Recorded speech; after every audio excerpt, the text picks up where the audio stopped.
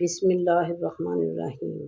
ایک ایسا وظیفہ کہ جس کے کرنے سے ہر دعا قبول ہونے لگے۔ نبی کریم صلی اللہ علیہ وآلہ وسلم نے ارشاد فرمایا کہ جس شخص کی رات کو آنکھ کھلے اور وہ یہ دعا پڑھ لے، لا الہ الا اللہ وحدہ لا شریک لہ لہ الملک و لہ الحمد وہو علی کل شیء قدیر، الحمدللہ وسبحان اللہ ولا الہ الا اللہ واللہ اکبر ولا حول ولا قوت الا باللہ۔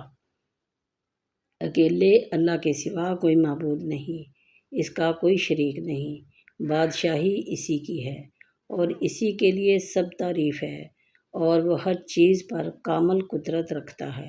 سب تعریف اللہ ہی کے لیے ہے اور اللہ پاک ہے، اور اللہ کے سوا کوئی معبود نہیں، اور اللہ سب سے بڑا ہے، اور اللہ کی مدد کے بغیر نہ برائی سے بچنا ممکن ہے اور نہ ہی نیکی کی طاقت۔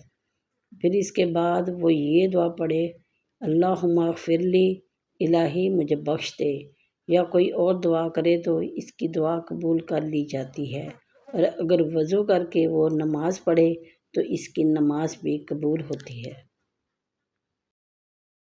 ابو ہریرہ رضی اللہ تعالیٰ عنہ سے روایت ہے کہ رسول اللہ صلی اللہ علیہ وآلہ وسلم نے ارشاد فرمایا کہ جو شخص دن بھر میں 100 مرتبہ یہ دعا پڑھے گا، لا الہ الا اللہ وحدہ لا شریک لہ لہ الملک و لہ الحمد وہو علی کل شیء قدیر، اللہ کے سوا کوئی سچا معبود نہیں، وہ اکیلا ہے، اس کا کوئی شریک نہیں، اسی کے لیے ساری بادشاہت اور اسی کے لیے ساری تعریف، اور وہ ہر چیز پر خوب قدرت رکھنے والا ہے، تو اسے 10 غلام آزاد کرنے کے برابر ثواب ملے گا، 100 نیکیاں اس کے نامہ اعمال میں لکھی جائیں گی، اور 100 برائیاں اس سے مٹا دی جائیں گی۔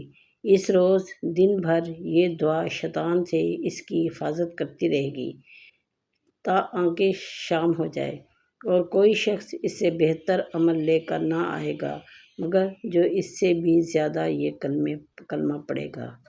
سبحان اللہ۔ پیارے بہن بھائیو، ویڈیو کیسی لگی؟ اچھی لگی ہو تو ویڈیو کو لائک کیجئے، دوستوں کے ساتھ شیئر کیجئے، اور میرے چینل کو سبسکرائب کرنا نہ بھولیں۔ شکریہ۔ اللہ حافظ۔